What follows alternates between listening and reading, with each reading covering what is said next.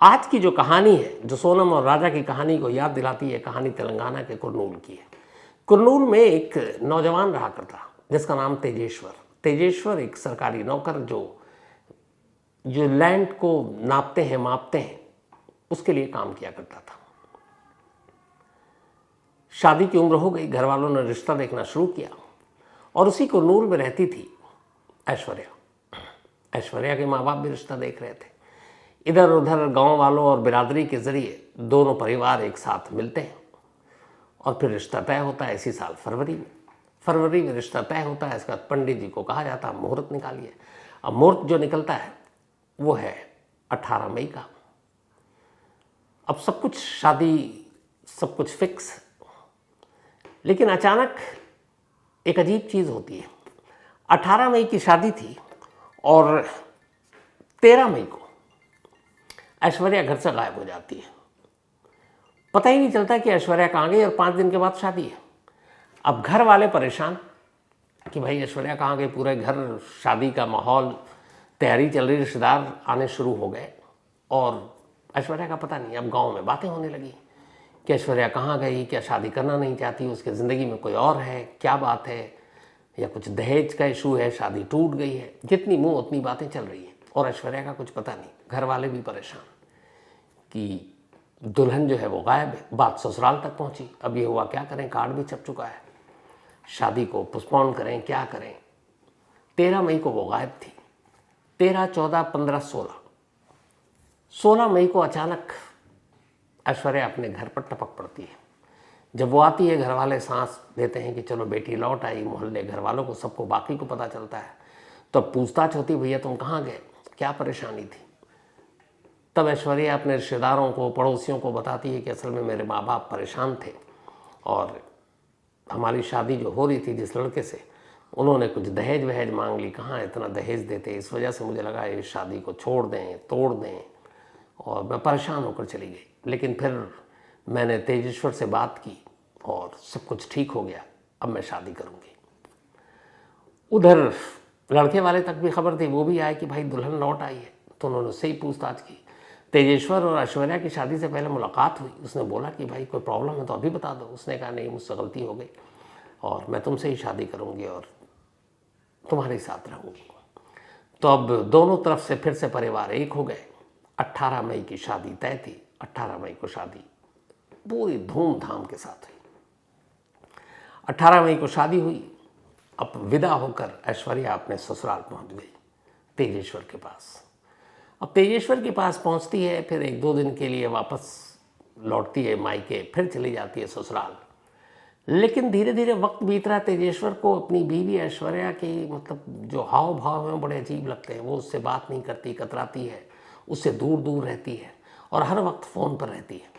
तेजेश्वर को लगा ये क्या बात है। वो देखती दिन घंटों घंटों किसी से फ़ोन पर बात करती।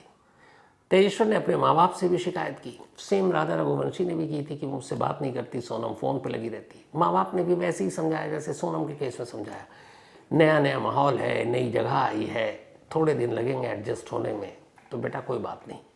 तेजेश्वर भी सब्र करके रह गया, चलो धीरे धीरे बदलेगा तो ये भी बदल जाएगी। अब वक्त बीतने लगा, लेकिन ऐश्वर्या तेजेश्वर के करीब नहीं गई, बल्कि वो अपना वक्त फ़ोन के साथ ही बिताती रहती। 18 मई की शादी हुई। अब लगभग महीना होने वाला है। 17 जून की तारीख आ गई। अब 17 जून की जो तारीख आई, उससे पहले आपको याद है कि 2 जून के बाद 3 जून को पूरे देश में सोनम और राजा की कहानी फैल चुकी थी, क्योंकि राजा रघुवंशी की लाश मेघालय से बरामद हो चुकी थी और एक शादी के इतने कम वक्त के बाद एक दुल्हन ने अपने दूल्हे को मार डाला। ये खबर हर एक को बेचैन कर रहा था। तो ये खबर पूरे देश में थी, हर जगह मीडिया, सोशल मीडिया, साउथ में भी थी। तो ये उस वक्त की कहानी है जब राजा के कत्ल की कहानी और सोनम की बेवफाई की कहानी मीडिया, सोशल मीडिया में तैर रही है, अखबारों में हेडलाइन है। और सेम उसी वक्त ये दूसरी कहानी चल रही है, ऐश्वर्या की और तेजेश्वर की। अब शादी को लगभग महीना होने वाला है। अभी भी ऐश्वर्या अपने पति तेजेश्वर के करीब नहीं गई, अभी भी वो बदली नहीं। पति परेशान, पता नहीं ऐश्वर्या को क्या हो गया, मेरे साथ खुश नहीं है। इसी दौरान 17 जून की तारीख आती है। 17 जून को तेजेश्वर के पास एक फ़ोन आता है कहा जाता है कि एक ज़मीन की नपैया यानी भाई लैंड का वो करता था चूँकि, तो मापने के लिए आपको कहीं चलना है। कुछ लोग आते हैं एक गाड़ी लेकर, तेजेश्वर अक्सर ऐसे जाया करता था, वो उनके साथ बैठ जाता है, चला जाता है घर से निकल कर। ये बात है 17 जून की। उस दिन जो तेजेश्वर घर से गया उस गाड़ी में बैठकर, उसके बाद फिर घर नहीं लौटा। अब पूरा 17 जून बीत गया, घर वाले परेशान, कभी ऐसा हुआ नहीं, रात बीती वो लौटा नहीं, मोबाइल बंद। इधर उधर परेशान होने के बाद 18 जून को तेजेश्वर के घर वाले पुलिस स्टेशन में जाते हैं कुरनूल में और अपने बेटे की गुमशुदगी की रिपोर्ट लिखा देते हैं। अब पुलिस रिपोर्ट लिखकर तफ्तीश कर रही है। इधर 17 जून की रात को ही कुरनूल से करीब 40 किलोमीटर दूर कुछ लोगों को एक सुनसान जगह पर एक लाश मिलती है। वो फ़ौरन नज़दीकी पुलिस को खबर करते हैं। लोकल पुलिस वहाँ पहुँचती है, लाश बरामद करती है और मोर्चरी में भेज देती है पोस्टमार्टम के लिए और केस दर्ज कर लेती है। क्योंकि लाश पे चाकुओं के निशान थे तो उससे देखकर साफ लग रहा था कि कत्ल है। तब लाश को भेज दिया गया और लोकल पुलिस तफ्तीश कर रही है। इधर अगले दिन 18 तारीख को 18 जून को तेजेश्वर के घर वाले पुलिस में कंप्लेंट लिखाते हैं। अब लिखने के बाद 18 जून को पुलिस आसपास के पुलिस स्टेशन से पता करती है कि कोई गुमशुदगी, कोई लाश, कोई ऐसी चीज़ मिली लावारिस। तभी वो उस पुलिस स्टेशन से जब वो पूछते हैं तो पता चलता है कि हाँ साहब एक लाश मिली है कल।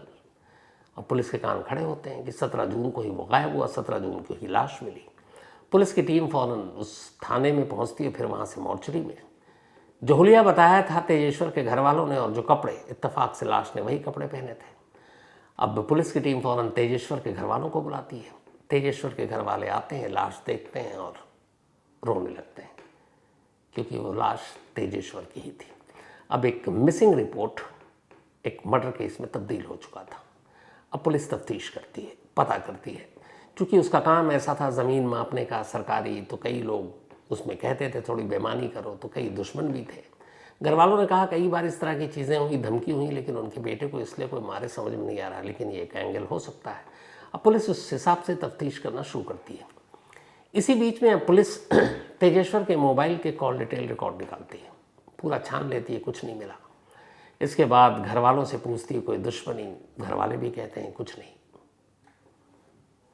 तभी पुलिस को अचानक पता चलता है कि तेजेश्वर की महीने भर पहले शादी हुई थी। अब चूंकि वो पुलिस मध्य प्रदेश की हो या साउथ इंडिया के किसी स्टेट की हो,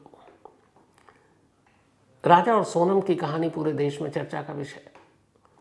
तो कुरनूल पुलिस को भी ये कहानी मालूम थी। अब अचानक कुरनूल पुलिस को लगा कि इन दोनों की भी शादी सिर्फ महीने भर पहले हुई, तो कहीं कुछ सोनम जैसा ही एंगल तो नहीं है।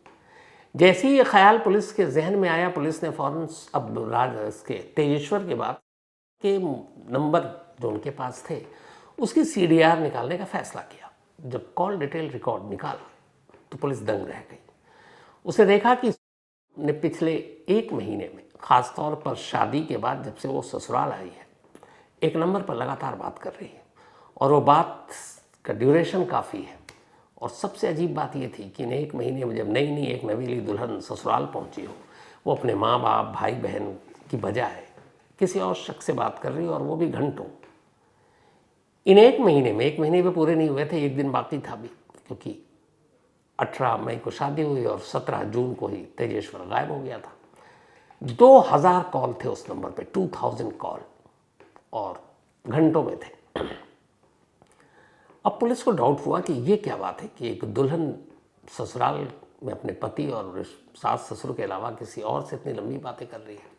जब उस नंबर को खंगाला गया तो पता चला कि वो नंबर एक शख्स का है जो एक बैंक में एम्प्लॉई है। अब पुलिस ने फिर तेजेश्वर के घर वालों से पूछताछ शुरू की कि शादी कैसे हुई, ऐश्वर्या को आप कितना जानते हैं, शादी के बाद आपने क्या परिवर्तन देखा। अब घर वाले छोटी छोटी चीज़ें याद करके बताना शुरू करते हैं और उनके भी दिमाग में ये बात बैठ गई है, क्योंकि वो भी सोनम और राजा की कहानी को जानते थे। उन्होंने कहा बार बार हमारा बेटा तेजेश्वर कहता था कि जो बहू है बहुत कटी कटी सी रहती है, पास नहीं आती है और घंटों फ़ोन पे ही रहती है। आई तो वो ससुराल विदा होकर, लेकिन कभी ससुराल को अपनाया नहीं, तो हमें भी कुछ शक है। अब वो 2000 कॉल, घंटों बातें, एक बैंक एम्प्लॉई, और शादी के दिन, शादी के अगले दिन, विदाई के दिन, ससुराल पहुंचने के दिन से लेकर लगातार जिस दिन तेजेश्वर गायब हुआ उस दिन भी कई कॉल। पुलिस को शक हुआ। अब पुलिस ने ऐश्वर्या को थाने बुलाया और उससे पूछताछ की। जब उससे पूछताछ खत्म हुई उसके बाद पुलिस की टीम ऐश्वर्या के घर जाती है। ऐश्वर्या की अब माँ को उठाती है, यानी तेजेश्वर की मदर इन लॉ सास, उन्हें थाने लाती, उनसे पूछताछ करती है और थोड़ी देर के बाद पुलिस ऐलान करती है कि तेजेश्वर के कत्ल के इल्ज़ाम में उसने तेजेश्वर की नई नवेली दुल्हन ऐश्वर्या और उसकी माँ यानी तेजेश्वर की सास दोनों को गिरफ्तार किया। अब ये सुनकर हर कोई दंग। सोनम के केस में चलो सोनम ने किया था, बट यहाँ ऐश्वर्या की माँ कैसे कत्ल में शामिल हो सकती है। उधर पुलिस की एक टीम गई उस बैंक एम्प्लॉय को ढूंढने, पर इत्तेफाक से उसे तब तक पता चल चुका था कि ऐश्वर्या और उसकी माँ पुलिस स्टेशन में, वो गायब हो गया। अब पुलिस ने जो उन दोनों से कहानी सुनी तो उस कहानी को सुनने के बाद जो सच्चाई सामने आई वो ये थी। वो जो बैंक एम्प्लॉय है, ऐश्वर्या की माँ के साथ असल में उसका अफेयर था और लंबे वक्त से। धीरे धीरे वक्त बीता, वो दोनों छुप छुप कर मिलते भी थे। अब वक्त बीता तो एक वक्त ऐसा आया, अब जब माँ के साथ साथ उस बैंक एम्प्लॉय का ऐश्वर्या के साथ भी अफेयर शुरू हो गया। यानी एक साथ वो माँ से भी प्यार कर रहा था और उसकी बेटी से भी। अब ये सिलसिला चलता रहा और सब कुछ बेरोक टोक नॉर्मल, किसी को पता नहीं। फिर एक वक्त ऐसा आया जब माँ बेटी दोनों को इस बात का पता चल गया कि वो दोनों ही उस लड़के से प्यार करते हैं। फिर भी दोनों ने समझौता किया, खामोश रहे, फिर भी सब ठीक चलता रहा। अब ये आया कि ऐश्वर्या की शादी के लिए समाज, बिरादरी, रिश्तेदारों की तरफ से दबाव था, तो लड़का भी देखना है। फिर ये भी एहसास था कि शादी उस बैंक एम्प्लॉय से तो होगी नहीं, क्योंकि माँ का भी प्रेमी है, बेटी का भी प्रेमी है। शादी के बाद फिर वो दामाद बन जाता है रिश्ते में, तो क्या किया जाए। तो बीच का हल ये निकाला कि चलो ऐश्वर्या की कहीं और शादी कर देते हैं और ये सिलसिला चलता रहेगा। माँ बेटी दोनों की मर्जी थी, शादी हो गई। लेकिन शादी से ऐन पहले ऐश्वर्या जो 5 दिन के लिए भागी 13 मई को, उसका ये था कि वो शादी उसी से करेगी, बैंक एम्प्लॉय से। वो उसके पास पहुंची, उसने समझाया कि देखो मैं नहीं कर सकता, और तुम अगर शादी कर लेती हो तो वो आदमी ठीक ठाक है, पैसे वाला है, तो कल को उसके पैसे से भी हम लोग ऐश कर सकते हैं। तो तुम शादी करो और शादी के बाद हम लोग उसे मार देंगे। मारने के बाद तुम उसकी बेवा होने के नाते उसकी प्रॉपर्टी की वारिस होगी, जो कैश होंगे वो भी पैसे मिलेंगे, फिर हम लोगों की ज़िंदगी अच्छे से चलेगी। ऐश्वर्या को यह आइडिया पसंद आया। इसी के बाद वो घर लौट आई 16 मई को, शादी से 2 दिन पहले, और 18 मई को उसने शादी कर ली। अब शादी तो हो गई, लेकिन ऐश्वर्या को रहना नहीं था। उसने अपनी माँ से साफ साफ कहा। माँ ने कहा ठीक है। अब वो प्रेमी जो माँ बेटी का एक ही प्रेमी, उसने माँ को भी यही समझाया। माँ ने कहा ये अच्छी बात है, तो उसको रास्ते से हटाते हैं, पैसे भी आ जाएंगे, और फिर उसके बाद समाज, सोसाइटी, रिश्तेदार ये सब दबाव भी नहीं डालेंगे ऐश्वर्या पर फिर कि फिर से शादी करो, क्योंकि वो तब तक विडो हो जाएगी। इसी प्लान के तहत माँ बेटी राजी, शादी हो गई। लेकिन ऐश्वर्या लगातार अपने प्रेमी के ही टच में, पति के करीब जाती नहीं। फिर तारीख आई 17 जून। 17 जून को प्लान हुआ, उस बैंक एम्प्लॉय ने ऐश्वर्या को फ़ोन किया कि आज सुपारी किलर के ज़रिए उससे मारना है। उसके बाद उसने अपने ड्राइवर को कुछ सुपारी किलर के साथ गाड़ी में भेजा ऐश्वर्या के घर कि एक ज़मीन की माप करनी है, नपाई करनी है। तेजेश्वर इस साजिश से अनजान उस गाड़ी में बैठ गया। वो लोग उसे ले गए 40 किलोमीटर दूर एक सुनसान जगह पर ले जाकर उन्होंने गाड़ी के अंदर ही तेज़ धार चाकू से उस पर हमला किया, जैसे राजा रघुवंशी को तेज़ धार हथियार से मारा गया, लेकिन खाई के पास, इसे गाड़ी में। और जब उन्हें यकीन हो गया कि ये मर चुका है, तो रात के अंधेरे में एक सुनसान जगह पर उसकी बॉडी फेंक दी। फेंकने के बाद वो लोग वहाँ से निकल गए। अब इधर जब मौत की अगले दिन खबर आई तो ऐश्वर्या की अपनी एक्टिंग शुरू। शादी के महीने भर, एक दिन बाकी था, महीने भर के अंदर विधवा हो गई। लोगों की हमदर्दी, घर वालों की हमदर्दी, और सभी अफसोस कर रहे हैं। लेकिन उस वक्त भी कई ऐसे लोग थे जिनके जहन में सोनम और राजा की कहानी चल रही थी, और उसमें एक पुलिस भी थी। और आखिरकार ये सच्चाई सामने आ गई। प्रेमी फरार है, पुलिस उसे पकड़ने के लिए कई जगह दबिश डाल रही है, लेकिन कैसे एक केस जो जहन में रहता है वो दूसरे केस को इन्वेस्टिगेट करने में मदद पहुंचाता है, ये एग्जाम्पल है। और कितनी सिमिलरिटी जो मैंने आपको शुरू में बताई, चाहे वो महीना हो फरवरी का जब रिश्ता तय हुआ, चाहे वो महीना हो शादी का, मई का महीना, 11 मई सोनम की शादी, 18 मई ऐश्वर्या की शादी, 2 जून उसकी मौत, हालांकि कत्ल राजा के 23 मई को हुआ था, लेकिन 2 जून लाश बरामदगी, 17 जून तेजेश्वर का कत्ल, और सब कुछ इसी बीच में जब ये कहानियाँ चल रही हैं हर तरफ, तो इंसान फिर वही वाली बात आ जाती है, घूम फिर कर क्या क्या सोचता है, कैसे बचना है, क्या करना है, शादी के बाद उसे मारना है, फिर उसकी दौलत पर ऐश करना है।